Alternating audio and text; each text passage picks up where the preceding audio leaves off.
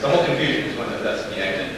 1 year, That's and it. 16, That's it. 5 years. Exactly. That was the answer. Yeah. No, Sorry. so that's additionally why on the 5 year that's slightly higher, because it's the enterprise value has growth. So what price earnings ratio are you assuming for your exit 1 and 5 years?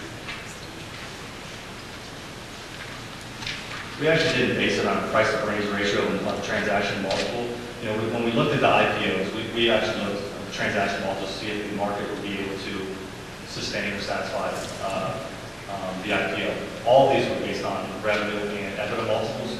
Revenue of roughly 10% and EBITDA of roughly, 3% and EBITDA of 10%. And we based it on those two transaction multiples to see if we could do the IPO.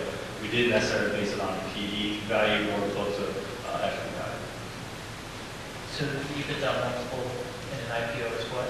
Well, the market availability of funds, basically, the multiple that we used was for the 1 year 8, because that was the near term, we weighted in more for recent transactions. But for 5 years, the long term, we looked at the long term average, which was 10. So 8 times EBITDA for the 1 year is the limit that the market will be able to sustain. And then for the 5 years, we looked at 10 times. And the current public companies are trading what multiple today? I actually don't have the answer. We don't have that data here, so we can get back to it. Okay, thanks. How many get on the 5 year side of the, enterprise value of 215, that's in the 5th year? Yes, correct. So why would, if this is true, this would be 201 million after 1 year and 215 after 5, why would we ever hold it to make all the returns the first year in your scenario? That is correct. So holding it 4 years longer, we're going to get $14 million return. Yeah, and That's not our suggestion. That is correct. That's not our recommendation. We do not. What is your recommendation? Well, let's continue. One final option to consider. Would be to not wait until the peers go. Okay, actually take the offer that Silver Capital has given to us as PE shop or portfolio accounts. With this offer, we can get certain median cash, and we would actually exceed our hurdle rate. We expect 20%. This also averts the risk we expect from purchasing Peersco and that added risk of taking it public in an IPO. It's certainly important to note here, though, is we'd be foregoing the opportunity to earn pretty significant returns we just showed you in terms of the scenarios. So it certainly would be the safest bet, but we'd be missing out on some pretty exceptional opportunities to earn some more returns. So are we to assume that you're recommending we sell the company? We are recommending. Actually, let's take the next slide. Luke's going to talk about this, but we talked about 4 different options, basically. Minority stake, full stake combined IPO 1 year, full stake combined IPO long term 5 years, or do nothing and just sell the portfolio of the project. Which of those meets the objectives that we as the PE company have? Remember, those objectives are IRR plus 20%, controlling interest in the firm, clear exit strategy, and address the stakeholder base. We're not here just to satisfy the peers company. That is not our concern.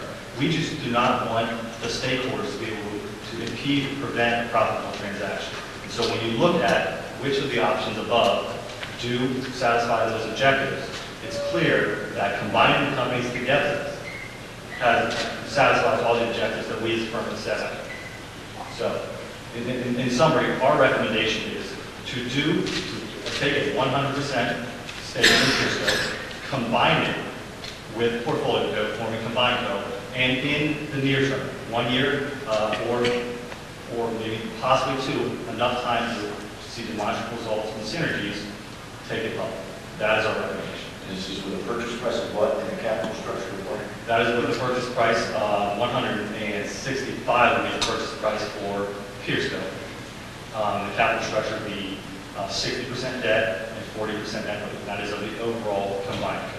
And it's important to note with that capital structure, too, that if we're unable to enjoy the synergies that we expect in the near term, even if we do hold it to the 5-year term, under that capital structure, we still, even in our base case scenario, will exceed the hurdle rate, and in our low worst case scenario, we would still be exceeding our hurdle rate. So we have that kind of helps hedge against our downside risk if we aren't able to enjoy the synergies in the near term that we expect in order to do the IPO as soon as possible. It seems to me like what your suggestion is it's all the synergies for getting this one-time pop. So if the synergies don't happen,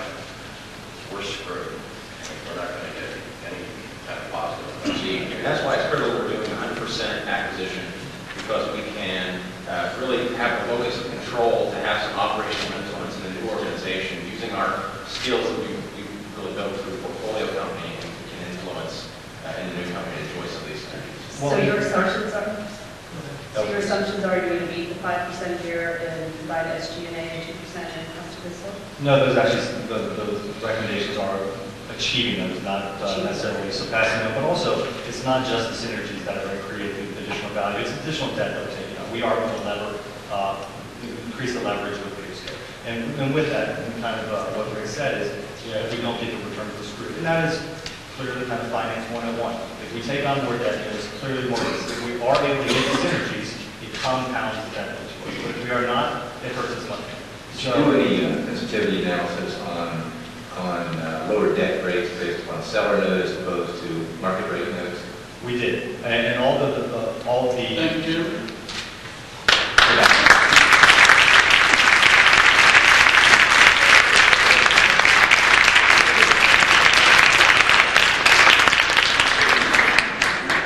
Okay, well, that concludes all three presentations. So if we could have another round of applause for our